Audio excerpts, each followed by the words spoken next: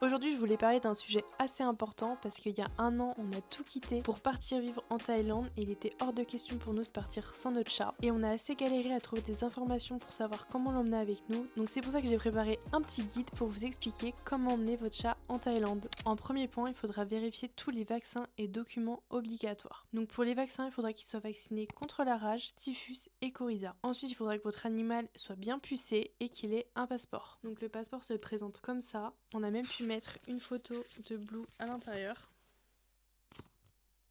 Ensuite, une fois que votre animal a bien tous ses vaccins, il faudra faire une sérologie antirabique. Elle n'est pas obligatoire avant de partir, mais elle va être obligatoire pour le retour en France si vous souhaitez rentrer en France. Et en fait, on peut pas la faire en Thaïlande, donc on est obligé de la faire en France avant de partir. Donc ça, je vous le recommande de faire 3 à 4 mois avant le départ, voire 6 mois si vous le pouvez, pour être sûr d'avoir bien tous les documents. Une fois que vous avez tous les documents, il faudra que 3 à 7 jours avant votre vol, vous alliez chez votre vétérinaire pour attester de sa bonne santé, puis à la DDPP de votre département pour attester de la bonne santé de l'animal, enfin pour certifier que le vétérinaire a bien mis qu'il était en bonne santé, plus regarder la sérologie. Donc ça va faire 3 à 5 jours avant le départ, avant de prendre le vol.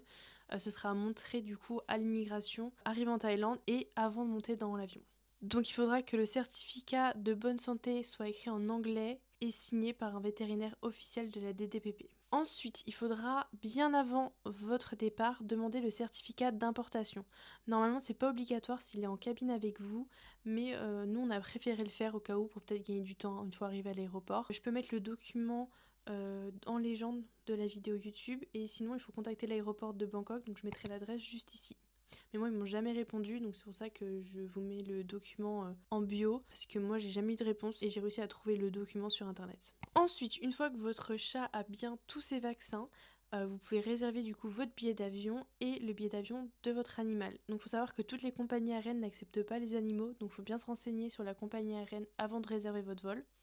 Nous, on a toujours voyagé avec Lufthansa ou Air France, ça s'est toujours très bien passé. On avait payé 200 € le billet d'avion pour Blue avec Air France et entre 100 et 150 € avec Lufthansa, je me rappelle plus précisément. Donc nous, il a pu être en cabine avec nous et on voulait qu'il soit en cabine avec nous. Il faut que le chat fasse moins de 7 kilos ou 5 kilos avec sa cage de transport, il me semble. Et dans l'avion, du coup, il n'a pas de place attitrée, il est avec vous à vos pieds. Ensuite, pour le grand départ, ce que je vous conseille de prendre, c'est d'acheter une litière portable. Nous, ça nous a été utile si jamais il a besoin de faire ses besoins, que ce soit dans les halls de salle d'attente de l'aéroport ou même dans l'avion. Ensuite, on avait aussi mis des alaises dans sa cage de transport au cas où il faisait ses besoins et qu'on n'avait pas de quoi sortir la litière. Et on avait aussi pris des gamelles pliantes pour mettre son eau et ses croquettes. Donc faut savoir que le vol s'est super bien passé, on était un peu stressé parce que quand même le trajet est super long et c'était la première fois qu'il restait aussi longtemps dans sa cage de transport.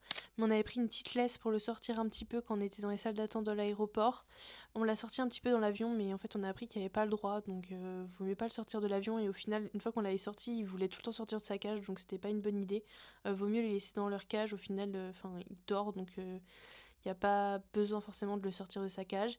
Et il a eu envie de faire ses besoins qu'une fois arrivé à Bangkok dans le taxi. Donc on a pu sortir à ce moment-là justement notre litière pliante et il a fait directement ses besoins dedans. Et on avait peur en fait de pas savoir quand est-ce qu'il avait envie de faire ses besoins. Et au final, votre chat, enfin nous en tout cas, il a miaulé et j'ai reconnu à son miaulement que c'était pour faire ses besoins. Donc au final, il y a souvent plus de peur que de mal. Et ensuite, une fois arrivé en Thaïlande, il va falloir passer la douane. Donc une fois que vous êtes arrivé et que vous allez récupérer vos bagages, vous allez voir le service de quarantaine des animaux qui sera au niveau des bagages pour récupérer vos bagages. Donc là, il y aura un vétérinaire qui va encore une fois attester de sa bonne santé. On va vous demander aussi de payer un permis d'importation qui est entre 15 et 30 €. Et si tout est good, du coup, on va vous donner un certificat d'autorisation d'importation. Et ensuite, vous allez passer la douane, où là, il faudra payer du coup des frais de douane. Donc nous, on a payé 3000 bahts, il me semble. Donc je crois que ça varie, mais je ne sais pas pourquoi ça varie, mais voilà. En tout cas, nous, on a payé 3000 bahts. Et voilà, après, normalement, c'est bon. Par contre, pour le retour en France, je voulais faire un message parce que nous, on n'avait trouvé aucune information, même si on nous avait prévenu une fois arrivé à l'aéroport de Bangkok. On s'en rappelait plus parce qu'on était fatigués. Mais si on veut rentrer en France, du coup, il faut retourner au service de quarantaine de l'aéroport de Bangkok, qui se situe à côté de l'aéroport de Bangkok. Et en fait, donc là, pareil, il y aura un vétérinaire qui va tester de sa bonne santé. On va faire un certificat aussi d'exportation de l'animal si vous voulez rentrer en France. Et ça dure à peu près une journée, donc il faut prévoir une journée avant le vol pour faire tout ça. Faut pas que ce soit trop tôt non plus, parce que je me semble qu'il faut que ce soit fait 3 à 5 jours avant de prendre votre avion. Et nous on n'avait pas été au courant, donc au final le jour de notre vol qui était à 23h, on a passé la journée à la quarantaine. On est arrivé à 9h à la quarantaine et on est ressorti à 15h30, 16h. Donc c'est pour ça qu'il faut s'y prendre vachement à l'avance parce que sinon si notre vol était bien avant on l'aurait loupé. Et c'est aussi à ce moment-là qu'on va vous demander du coup le titrage anti-rabique qui était à faire du coup en Europe pour pouvoir du coup rentrer en France. Et voilà, du coup normalement vous avez toutes les informations pour pouvoir emmener votre chat en Thaïlande. Je voulais faire aussi un point par rapport au chat une fois que vous êtes arrivé en Thaïlande. Je trouve que c'est super compliqué de trouver un logement qui accepte les chats. Nous à Koh Samui on a pas mal galéré quand même. Même via Airbnb sur Bangkok on n'a trouvé aucun Airbnb qui acceptait les chats. Par contre, il y a des hôtels pet friendly que vous pouvez retrouver sur Booking assez facilement. Et du coup, nous, ce qu'on a fait, c'est qu'on a réservé un hôtel à Bangkok qui n'acceptait pas les animaux, mais on a pris un hôtel pour Blue, un hôtel pour chat. On avait déjà fait ça l'année dernière quand on était parti en vacances au Japon. On avait pris un hôtel pour chat à Koh Samui, ça s'était super bien passé. Donc cette année, on va refaire ça, mais du coup à Bangkok, il va rester 3 semaines dans un hôtel pour chat. Il sera juste à côté de notre Airbnb, donc on fera un retour si ça s'est bien passé. Mais en tout cas, celui de Koh Samui, ça s'était super bien passé. Il était dans une box, on pouvait voir en direct live via une caméra tout ce qu'il faisait, on pouvait même lui parler si on voulait. Les croquettes, la litière, les friandises étaient inclus dans le prix, on payait 250 bahts par jour. Et il était sorti 3 fois par semaine, les tailles qui s'occupaient de lui étaient adorables. Et voilà, donc je recommande vraiment si vous avez besoin, en tout cas ça peut être une alternative. Et aussi pour rejoindre Koh Samui, c'est assez compliqué de voyager à l'intérieur de la Thaïlande avec un chat. Donc nous ce qu'on a fait c'est qu'on a pris un taxi pour animaux. Pour rejoindre Koh Samui, donc on a traversé la Thaïlande, ça nous a coûté à peu près entre 350 et 370 euros il me semble.